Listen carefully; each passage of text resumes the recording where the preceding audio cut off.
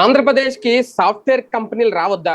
Software industries వస్తా ఉంటే వాళ్ళ కోసం భూములు ఇస్తా ఉంటే కేటాయిస్తా ఉంటే రాష్ట్ర ప్రభుత్వం దాన్ని అడ్డుకునే ప్రయత్నం జగన్మోహన్ రెడ్డి చేస్తున్నారా? ఇది ఆ గత 2-3 రోజులుగా టీడీపీ సోషల్ మీడియాలో బాగా హల్చల్ అవుతున్న అంశం. ప్రధానంగా ఇదంతా ఎందుకు తెచ్చుకొస్తుంది అంటే టీసీఎస్ కి ఎప్పుడైతే 99 పైసలకే ఎకరం లీజ్కి ఇచ్చారో, ఈ లీజ్కి ఇస్తూ కేటాయింపు నిర్ణయం తీసుకున్నారు.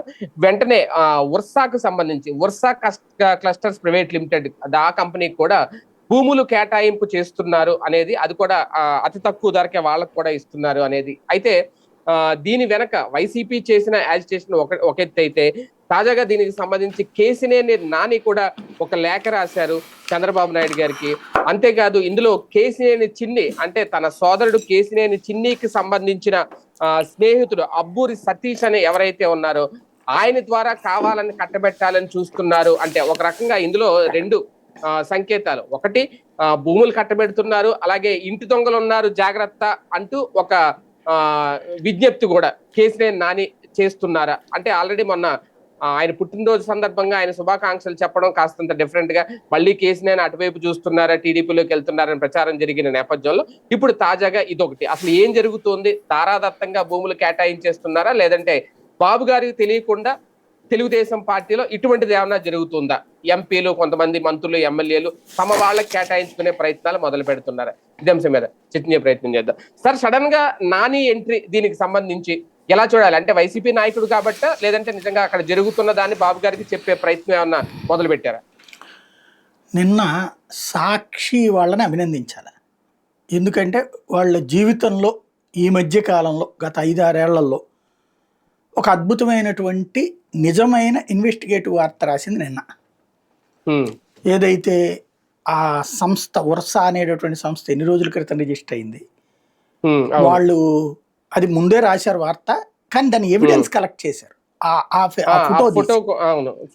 ఫోటో తీసి ప్లస్ దాంట్లో డొమెస్టిక్ పర్పస్ కింద వాడుతున్నారు, ఇవన్నీ కూడా డీటెయిల్డ్ గా మెన్షన్ చేయగలిగారు. కనీసం ఆఫీస్ కూడా లేదంట, అదే 2 నెలల క్రితం వచ్చిందట. అట్లాంటి సిచ్యుయేషన్ ఎప్పుడైతే జరిగిందో అది దాంట్లో వీళ్ళు ఫోటోలు పెట్టారు ఎవరెవరు అనేది. ఇప్పుడు కమ్యూనికేషన్ సిస్టమ్ బాగా డెవలప్ అయింది కాబట్టి సోషల్ మీడియాలో ఫోటోలు అయ్యి ఫేస్బుక్ ఇవి అనుకుంటా, ప్రొఫైల్స్ అనుకుంటా ఇవి పెట్టింది. లేకపోతే మన దీని పేరు ఏంటది, మన ట్రూ కాలర్ యాప్ లో కూడా వస్తాయి అట్లాంటి. అదేదో పెట్టారు వీళ్ళు. దాంట్లో పెట్టినప్పుడు ఆ ఫోటో చూడగానే ఇతను గుర్తుపెట్టినట్టున్నాడు నాని. గుర్తుపెట్టి అతను తన సోదరుడికి సంబంధించినటువంటిదని అర్థమయ్యి ఉంటది. అబ్బూరి సతీష్. అది ఈయనకి అసలే సోదరుడి మీద మహాకాశి ఉంది, తన అవకాశం లాగేసుకున్నాడని. అవును. కాబట్టి ఆ కసి తీర్చుకోవడానికి కుదిరింది కదా, ఉభయ కుశలోపరి మంచి అవకాశం వచ్చింది. అది ప్రస్తుతం ఇంతకైనా వైఎస్ఆర్ కాంగ్రెస్ పార్టీ రాజీనామా చేసినట్ట ఉన్నట్ట నాని. ఇప్పుడు వైసీపీ నాయకుడు స్టేట్మెంట్ ఇచ్చాడా, లేకపోతే మాజీ ఎంపీగా ఇచ్చాడా అంటే మాజీ ఎంపీ అంటున్నాడు. మరి వైసీపీలో ఎందుకు చేరినట్టు ఆయన రాజీనామా చేశారా సార్? అదే కదా, ఎక్కడ చేసినట్టయితే ఏం లేదు. అదే ఆ మధ్యన స్టేట్మెంట్ ఏంటంటే ఇక రాజకీయాలు నేను దూరంగా ఉంటానన్నప్పుడు ఇది అనవసరం కదా నీకు.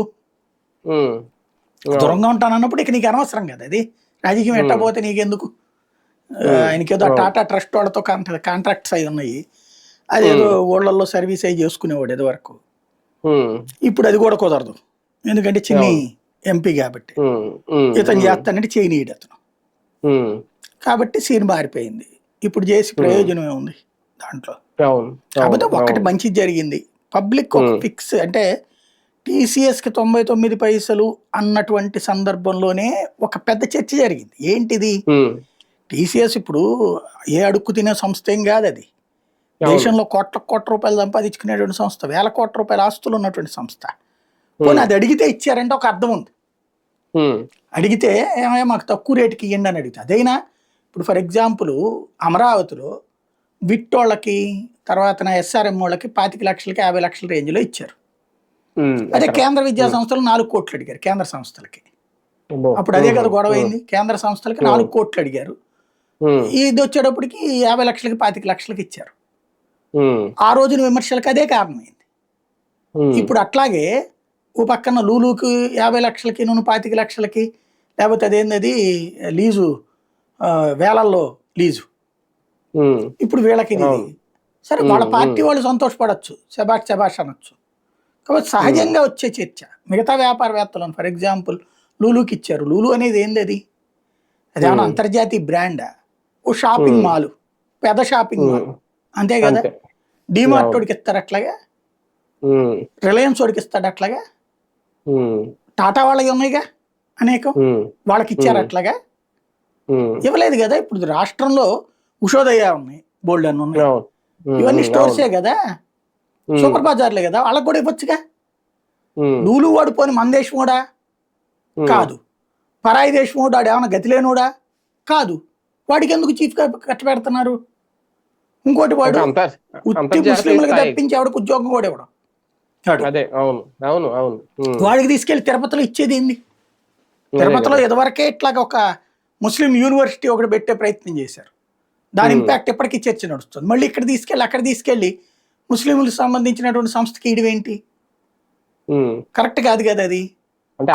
ఇంటర్నేషనల్ స్టాండర్డ్స్ చూపించాలంటే లూలు లాంటి వాటికి ఇవ్వాలి, ముందు ఆ కంపెనీని తీసుకురావాలని. అమరావతిలో పెట్టచ్చు, మరి వైజాగ్ ఎందుకు ఇచ్చారు? అదే వైజాగ్ ఇచ్చారు. అవును, వైజాగ్ అది ఇచ్చింది. అవును, వైజాగ్ ఇచ్చారన్నారు, అమరావతి కూడా అడుగుతున్నారు అన్నారు లూలు మార్కెటింగ్ వాళ్ళు. వైజాగ్ లో ఇవ్వడానికి అమరావతి పేరు చెప్పారు, అమరావతిలో కేటాయించినట్లేదు కదా. లేదు, అదే వాళ్ళు అడిగారు. అంటే ఒకవేళ అమరావతిలో పెడితే ఏం చేస్తాడు? డిమార్ట్ లాగాను ఉషోదయ లాగాను పెడతాడు. నువ్వు వైజాగ్ లో ఎంత పెడతావు అంత పెట్టి అమరావతిలో ఇవ్వడండి. బిజినెస్ ఇప్పుడు సింపుల్ లాజిక్. యశోద వాళ్ళని అమరావతిలో రమ్మని అడుగుదాం, వాళ్ళు ఎంత పెడతారు? యశోద వాళ్ళకి 1000 పడకల ఆసుపత్రి ఉంది హైదరాబాద్, ఇక్కడ 1000 పడకల ఆసుపత్రి పెడతారా? ఎందుకు పెట్టలేరు? ఆక్యుపెన్సీ ఉండాలి కదా. నువ్వు హాస్పిటల్ ఎంత పెద్దది కట్టావు కాదు, జనం ఉండాలి కదా, అక్కడ జనం రావాలి కదా. ఇవాళకి వాళ్ళైతే రారు కదా, జనం ఎగబడిపోయేసి పరుగులు పెట్టేసుకుంటా హైదరాబాద్ నుంచి వెనక్కి వచ్చేస్తారా ఏంటి? అర్జెంట్గా పరిగెత్తుకుంటే అమరావతికి, చెన్నై నుంచి వెనక్కి వచ్చేస్తారా, లేకపోతే బెంగళూరు నుంచి వెనక్కి వచ్చేస్తారా? ఇప్పుడు అక్కడ ఉన్న మన తెలుగు వాళ్ళందరూ అందులో అక్కడ పనిచేస్తున్న ఉద్యోగాలని మానేసేసి అమరావతిలో ఉద్యోగాలు ఎత్తుకుంటే ఇక్కడికి వచ్చేస్తారా? ఇప్పుడు ఆ పిచ్చ ఉండాలి. ఇప్పుడు నాలాంటి వాడివి మీకు తెలుసు హైదరాబాద్ లో ఇప్పటికి కూడా ఏమో ఆపర్చునిటీస్ ఉన్నాయి అనేది, కానీ ఎందుకు కూర్చున్నాం ఇక్కడే? బాగుపడాలి రాష్ట్రం, మన వంతు ప్రయత్నం మనం ఉండాలి అన్నటువంటి. ఫస్ట్ వచ్చేసింది ఇక్కడికి నేనే కదా అట్టించి. ఎందుకని? చీఫ్ ఎడిటర్ గా పనిచేసిన వాళ్ళు ఎందుకు వచ్చాం? రాష్ట్రంలో 4 ఛానళ్ళు వస్తే బాగుపడద్దు అనేది. కానీ ఇక్కడ ఎంకరేజ్ చేస్తున్నాము మనం, ఛానళ్ళను, పేపర్లో, టీవీలో వచ్చిన ఒక ఛానల్ కూడా తరివేసేసిన పరిస్థితి. కాబట్టి ఇక్కడ సమస్యల్లో ఏంటంటే మాటలు కోటలు దాటుతున్నాయి, చేతలు గడప దాటుతున్నాయి. అది వచ్చిన సమస్య. చేతలు గడప దాటట్లా. అంటే ఇప్పుడు సందర్భం వచ్చింది కాబట్టి ఒక నిజంగా వీటన్నిటితో పాటు మీడియా పరిశ్రమలకు, మీడియాకి కూడా ఏమన్నా వీళ్ళు సపోర్ట్ చేస్తే బెటర్ ఏమో, ఇలా తక్కువ రేటుకి ఇస్తే. నేను మొదటి నుంచి చెప్తున్నా, ఇవాళ మీ సొంత సంస్థలే లేకపోతే మీ మానస పుత్రికలే అక్కడ ఉన్నాయి, ఈనాడు, జ్యోతి, ఇవన్నీ. అవును అవును, వాళ్ళందరినీ హెడ్ క్వార్టర్స్ అక్కడ మానేసి తెచ్చి ఇక్కడ పెట్టమనండి. హెడ్ క్వార్టర్స్ అక్కడ ఉంచండి. నేను అనేది ఇలా 99 పైసలకి 59 పైసలకి ఇచ్చేస్తారు. ఇవ్వబోతున్నారు అది. ఎందుకు రావు సార్? అయ్యో ఎప్పుడో. ఇప్పుడు ఆ లెక్కనైతే ఈనాడు, జ్యోతికి అన్నిటికీ ఇదివరకు వివిధ ప్రాంతాల్లో ఇచ్చారు కదా కార్యాలయాలు, స్థలాలు మొదట్లో ఇచ్చారు. అంటే పేపర్ ఆఫీసులకి ఒకప్పుడు ఇచ్చేవాళ్ళు, ఇప్పుడు కూడా ఇస్తారు. నాకు తెలిసి అమరావతిలో 25 లక్షలకు ఏమో ఇస్తారు, 25కో 50కో ఇస్తారు వీళ్ళకి.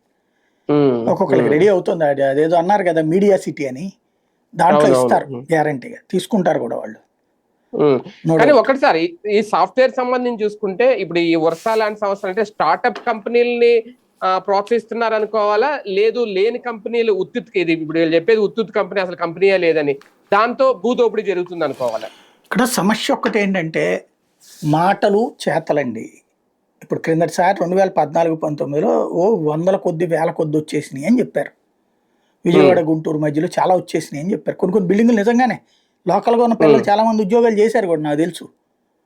కాకపోతే వాళ్ళు చేసిన ఉద్యోగం ఏంటంటే వాళ్ళకి కూడా ఐడియా లేదు. అది ఈ ఫేస్బుక్లకి లైకులు, యూట్యూబ్లకి లైకులు, ఇట్లాంటివి చేసిన వాళ్ళు ఎక్కువ మంది ఉన్నారు. వాళ్ళందరూ సాఫ్ట్వేర్ కంపెనీల పేరుతో రిజిస్టర్ అయ్యారు. రాబోయే రోజుల్లో కూడా అది ఉండొచ్చును అట్లాగా. కాకపోతే మనం ఏంటంటే 100లో ఓ 10 ఎక్స్పెక్ట్ చేయాలి. ఉమ్, ఇట్లాంటివి జరుగుతుంటాయి. ఉమ్, ఇప్పుడు ఒక్కొక్క ఎమ్మెల్యే ఎంపీ ఎంత ఉమ్, ఖర్చు పెట్టారో దాన్ని రాబట్టుకోవాలి, మీకు అందరికీ అది వచ్చేలా చూస్తానని హామీ ఇచ్చారు లేదా ఎన్నికలకు ముందు? ఒకసారి గుర్తెచ్చుకోండి. అవును. ఉమ్, ఎన్ఆర్ఐలకు కూడా మీరు వాళ్ళు ఎంత ఖర్చు పెడతారో దానికి డబులు మీరు సంపాదించుకోవచ్చు అని చెప్పారన్నది పత్రికల్లో వచ్చినాయా లేదా? అప్పుడు వార్తలు మనమే మాట్లాడుకున్నాం కదా, ఉమ్, 1+1 ఆఫర్ అనేది. ఉమ్, అందులో భాగంగానే నడుస్తుంటాయి ఇట్లాంటివన్నీ కూడా. ఉమ్, ప్రజలు ఉమ్, కరప్షన్ని సీరియస్గా తీసుకుంటున్నారా? ఉమ్, ఉమ్, సీరియస్గా తీసుకుంటుంటే ఇప్పుడు 10 పైసలు ఖర్చు పెట్టక్కర్లేదు కదా. అవును. ఏది ఇంతకుముందు వాలంటీర్ ఉన్నప్పుడు, ఉమ్, సచివాలయము వాలంటీర్ ఉన్నప్పుడు లంచంతో ఉమ్, పని ఏమైనా ఉంది అసలు? లేదు. ఉమ్, అయినా కూడా ఆ ప్రభుత్వం వద్దనుకున్నారు కదా. అవును. ఇప్పుడు ఉమ్, ప్రతిదానికి లంచాలు తీసుకుంటున్నారు కదా. ఉమ్, మరి ఇట్లాంటి అవును. ప్రభుత్వం ఎన్నుకున్నారు కదా.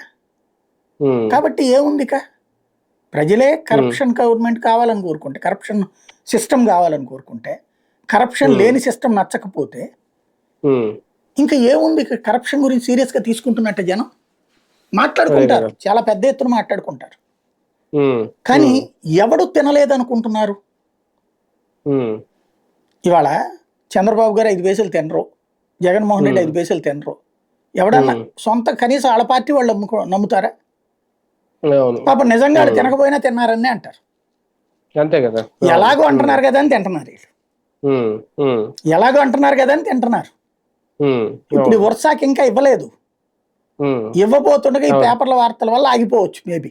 మళ్ళీ వేరే ఉమ్, పేరుతో ఇంకోటి పుట్టుకు రావచ్చు ఉమ్. ఫ్యూచర్లో. కానీ ఒకటిసారి ఇక్కడ బాబు గారికి నారా లోకేష్ గారికి తెలిసే జరుగుతున్నాయా ఇవన్నీ? తెలిసే జరుగుతాయా, లేదంటే కింది స్థాయిలో నాని గారు చెప్పినట్టు ఆ ఎంపీలో లేదంటే మంత్రుల్లో మేనేజ్ చేసేసి కొన్ని కొన్ని కంపెనీలు ఇలా సృష్టించేసి భూదోపిడీ ఏమైనా ప్లాన్ చేస్తున్నారా? నోట్లో ఏలు పెడితే కొరక్కలేకపోతుండే బాగానే అంటే ఉంటుందండి. మరి నాని గారి లేఖ చూస్తే అలాగే ఉంది కదా. ఆయన ఎందుకు బాబు గొడవ గారికి ఏదో పెట్టుకోవడం తెలియనట్టు, అనుకుంటున్నారు? బాబు గారికి తెలియనట్టు, లోకేష్ గారు తెలియనట్టు ఆయన లేఖ రాశారు ఈయన చెప్తున్నట్టు విషయం. అదేంటే చిన్ని మీదకే వెళ్ళినట్టు చేశారు. మళ్ళీ లేకపోతే అదే. పార్టీ తనని టార్గెట్ చేస్తారు అనుకుని ఉంటాడు ఆయన. ఉమ్, అంటే ఉమ్, అంతే. ఇప్పుడు ఒక ఫ్యాక్టరీ ఒకటి కంపెనీ పెడతానని మన దీని దాకా దాన్ని ఏమంటారు, మినిస్టర్స్ దానికి సంబంధించిన క్యాబినెట్ దాకా వచ్చేస్తుందంటే అదేంటి ఉమ్, ఎంక్వైరీ చేయకుండానే పెడతారండి? అదే కదా మరి. ఇప్పుడు చెప్పగానే ఉమ్, పెట్టేస్తారా? 99 పైసలకి అందులో ఉమ్, అందులో 60 ఉమ్, ఎకరాలు హైదరాబాద్ ఏది వైజాగ్లో ఉమ్, 65 వేసుకున్నా ఉంటుంది కదా. 1200 కోట్లు, అవును. ఉమ్, 65 50 కోట్లే వేసుకోండి ఉమ్, ఉంటది కదా. అవును. ఉమ్, కొన్ని 60 25 వేసుకోండి ఉమ్, ఉంటది కదా, అవును. అవును. సరిపోద్ది కదా ఉమ్, అక్కడ. ఉమ్, కాబట్టి ఏదో అవును. చెప్తుంటారు, అట్లా మనం నమ్మాలి, నమ్మకపోతే ఉమ్, ఊరుకోరు. ఉమ్. కానీ ఒకటి సార్, దీని ద్వారా నాని మళ్ళీ ఏమన్నా టీడీపీ వైపు వెళ్ళి ఆలోచన చేస్తున్నారా? ఏం లేదు, టీడీపీ వైపు వెళ్ళలేకనే ఉమ్, అక్కడ తన సోదరుని దెబ్బేయడానికి చూస్తున్నాడు. ఉమ్, ఉమ్. అంటే అంటే నాని మీద ఇట్లాంటి ఆరోపణలు లేవు కదా, లేవు. కరప్షన్ అవును. సంబంధించింది. కాబట్టి ఉమ్, ఉమ్, కరప్షన్ నేను అంగీకరించే క్యారెక్టర్ని కాదు అని చెప్తాడు ఆయన. ఉమ్, ఉమ్, ఉమ్, ఉమ్. ఒక రకంగా ఇది వైసీపీ లేదంటే సాక్షి సక్సెస్ అని అనుకోవాలి. కానీ రేపొద్దున పరిశ్రమలు రావడానికి ఏమైనా భయపడతాయా ఇలా అడ్డుకుంటున్నారు భూములు కేటాయించడానికి ప్రతిపక్షం అని? ఇవన్నీ తీసేయండి. ముందు ఇప్పుడున్న పరిశ్రమలకు, ఆల్రెడీ ఉన్న పరిశ్రమలకు ఇప్పుడు ఆదినారాయణ రెడ్డి నియోజకవర్గంలో చూసాము, లేకపోతే ఇక్కడ ఈ ఏరియాలో చూసాం గురజాల దగ్గర కానీ, ఇవన్నీ కూడా ఉమ్, ఏమవుతున్నాయి? పరిశ్రమల మీద ప్రెషరు, ఉమ్. ఏదో వాళ్ళకి సిమెంట్ సంబంధించినవి ఫ్యాక్టరీ అన్ని, అది. అవును. సిమెంట్ ఫ్యాక్టరీలు ఇవన్నీ ఉమ్, ఏం కనబడుతున్నాయి? ఉమ్, ఇదివరకు ఆడ వ్యాపారం ఆడు చేసుకునేవాడు, ఈ ఉమ్, రాజకీయ నాయకులు ఎప్పుడైనా కనబడితే నమస్కారం పెట్టేవాడు, ఏడాదికి ఉమ్, అదే ఎలక్షన్స్ అప్పుడు ఏదైనా సంద అడిగితే ఇచ్చేవాడు వాడు. ఉమ్, కానీ ఇప్పుడు ఏమంటున్నారు? వాడి లారీల కాంట్రాక్ట్ ఇల్లే, వాళ్ళ సరుకు కాంట్రాక్ట్ ఇల్లే, వాళ్ళు అమ్మి పెట్టే కాంట్రాక్ట్ ఇల్లే, మొత్తం వీళ్ళకే ఇచ్చేయాలట. ఉమ్, ఇవన్నీ తర్వాత వ్యాపారం ఇక్కడ పారిశ్రామికవేత్తలు భయపడతారా, సంతోషపడతారా? రెండోది, ఉద్యోగస్తుల్ని ఉన్నవాళ్ళని బీకేసి మా వాళ్ళని ఇవ్వండి. లేదు ఇప్పుడు ఇంకో కొత్త ఉమ్, సిస్టమ్ అట, ఉమ్, మేము 25 పేర్లు పంపిస్తాం, వాళ్ళని మీ పేరులో పెట్టి జీతం ఇవ్వండి. ఆడు రాడు మీ ఆఫీస్కి, మిమ్మల్ని ఇబ్బంది పెట్టరు. అవును. అంటే ఉమ్, ఏంటి? ఎమ్మెల్యే ఉమ్, వెనకాల తిరిగి అనుచరులకి డబ్బులు కంపెనీ నుంచి ఇప్పిస్తారనమాట. ఉమ్, ఇదో అవును. కొత్త ఉమ్. కాన్సెప్ట్ వచ్చిందట. అదే కదా. ఇప్పుడు మొన్న మొన్న దాంట్లో మధ్యన అలాగే జరిగిందానికి కదా. ఈనాడు ఉమ్, జ్యోతిలోనే రాశారు కదా, విజయనగరం జిల్లాలో శ్రీకాకుళంలో గారు అక్కడ బీజేపీకి సంబంధించిన ఎమ్మెల్యే అని చెప్పేసి. ఉమ్, ఉమ్, అవును. అప్పుడు మనమే ఉమ్, ఆయనతో ఇంటర్వ్యూ కూడా చేసాం. ఎంత అదే. అభూత కల్పనలు. కాకపోతే ఉద్యోగాలు ఇవ్వమని అడిగాం అంతమంది. ఇప్పుడు ఉద్యోగాలు ఇవ్వమని అడగడం ఇదివరకు ఏమన్నా మేము నలుగురు పంపిస్తాం కొద్దిగా ఉద్యోగాలు చూడండి అంటే వాళ్ళు కూడా చూస్తారు. మనుషులు దొరుకుతారంటే వద్దని ఎవరు కోరుకుంటారు. కానీ సమస్య ఎక్కడవుతుంది, మేము పెట్టిన మనుషులకి జీతాలు ఇవ్వను కానీ పని ఏం చేయడాడంటే ఏం చేయాలి? మొన్న ఫైబర్ నెట్ లో అది జరిగిందనే కదా, అలాంటి జరిగిందనే కదా. ఇప్పుడు ఎట్టగా తయారవుతుంది అంటే మా చేతికి మట్టి అంటకుండా సంపాదించుకునే పద్ధతి. ఇప్పుడు ఇదివరకటి రోజుల్లో ఒక ఎమ్మెల్యే నాకు తెలిసి కనీసం 10-15 వైన్ షాపులు తీసుకునేవాళ్ళు. 10-15 వైన్ షాపులు ఆడు నడిపించుకునేవాడు. వాడు అనుచరులతో ఆ షాపులు నడిపించేవాడు. ఆ డబ్బులు వచ్చేదేదో లంసం అమౌంట్ మిగులుతుండేది. ఇప్పుడు ఏం చేశారు, అసలు 10 శాతం పెట్టుబడి పెట్టకుండా వైన్ షాప్ అయితే కొనకుండా కొనుక్కున్నోడు చచ్చినట్టు నాకు డబ్బులు ఇవ్వమంటున్నాడు. అంటే పైసా అంతా సంబంధం లేదు, ఇక బెదరేసి తీసుకోవడం. ఇదివరకు పరిశ్రమ పెట్టి పెడుతున్నప్పుడు వాళ్ళతో మాట్లాడుకుని అవసరమైతే 30% నేను కూడా పెట్టుబడి పెడతానండి, నన్ను కూడా కలుపుకోండి అని అడగటం వేరు. అది వాడికి కూడా హ్యాపీ, కంపెనీ వాడికి కూడా. కానీ ఇప్పుడు కాన్సెప్ట్ ఏంటి, నువ్వు వ్యాపారం చేసుకోవాలంటే మొత్తం త్రూ నా ద్వారా చేసుకో, నువ్వు ఊరికి అక్కడ కూర్చో, లారీలు పంపించే లోపలికి వచ్చే రా మెటీరియల్ మేమే సప్లై చేస్తాం, తీసుకో, నువ్వు లోపల తయారు చేసిన తర్వాత అమ్ముకునేది మేమే కొనుక్కుపోతాం, మాకే ఇచ్చేయి, దానికి వచ్చే లారీలు మాకే ఇచ్చేయి, మొత్తం అంతా మాకు ఇచ్చేసి నువ్వు మాత్రం ఆడ కూర్చో అంటే వాడు ఓనర్ వచ్చి 10% డబ్బులు తీసుకోవాలి, వీళ్ళు 90% డబ్బులు తింటారు అనమాట. ఎట్లా నడుస్తాయి ఇక? కానీ ఒకటిసారి ఫైనల్ గా అంటే ఇప్పుడు ఈ 99 పైసలు 59 పైసలు ఇలా ఇచ్చుకుంటూ వెళ్తే రేపొద్దున్న ఒకవేళ అధికారం మారితే, అంటే 5 ఏళ్ల తర్వాత వేరే పార్టీ వైసీపీ మళ్ళీ అధికారంలోకి వస్తే ఈ లీజులు రద్దు చేసే అవకాశం ఉంటుందా? ఏముండదండి, మళ్ళీ కోర్టుకి వెళ్తే కనుక స్టే వచ్చేస్తుంది. కాకపోతే ఏంటంటే వీళ్ళు కూడా డబ్బులు తీసుకుంటారు అందులో, మీరు వాళ్ళకి ఇచ్చేసారా అని, అప్పుడు వాటా అప్పుడు ఇచ్చేసారు, మా వాటా మాకేంటి అని అడుగుతారు, లేకపోతే కొద్ది రోజులు ఏడిపిస్తారు అనమాట. అదే కదా, మొత్తానికి భయపెడతారు పారిశ్రామికవేత్తలను అయితే భయపెడతారు. భయపెట్టే దరిద్రమే మనకు ఆంధ్రాకి శాపం. అదే కదా, రైట్. చూద్దాం. మొత్తానికి ఉర్సా అనే ఒక సంస్థకు సంబంధించి భూ కేటాయింపు విషయంలో ఇక్కడ వైసీపీ చేసిన రాజకీయం, లేదంటే వైసీపీ అసలు విషయాలను బయటపెట్టే ప్రయత్నం. అదే నేపథ్యంలో కేసినేని నాని కూడా చంద్రబాబు నాయుడు గారికి లేఖ రాయడం అనేది, అది కూడా తన సోదరుడు కేసినేని చిన్నయ్య మొత్తం అంతా చేస్తున్నారు, తన సన్నిహితుడు కట్టిపెట్టే వ్యవహారం అని. మరి దీని మీద ఏమన్నా పునరాలోచన చేస్తారు? ఇంకా అయితే వాళ్ళకి ఇంకా కేటాయించలేదు భూములు అనేది. ఈ విషయంలో వెనక్కి తగ్గితే గనక ఆ TCS కి 99 పైసలకి ఇచ్చిన విషయంలో కూడా దాని మీద ఏమన్నా మాట్లాడతారు, లేదంటే ఇంకా నెక్స్ట్ ఇచ్చే విషయంలో భూములు కేటాయించే విషయంలో కంపెనీలకి ధర ఏమన్నా పెంచుతారా, ఏం జరుగుద్ది, దీని పరిణామం ఎలా ఉంటుంది అనేది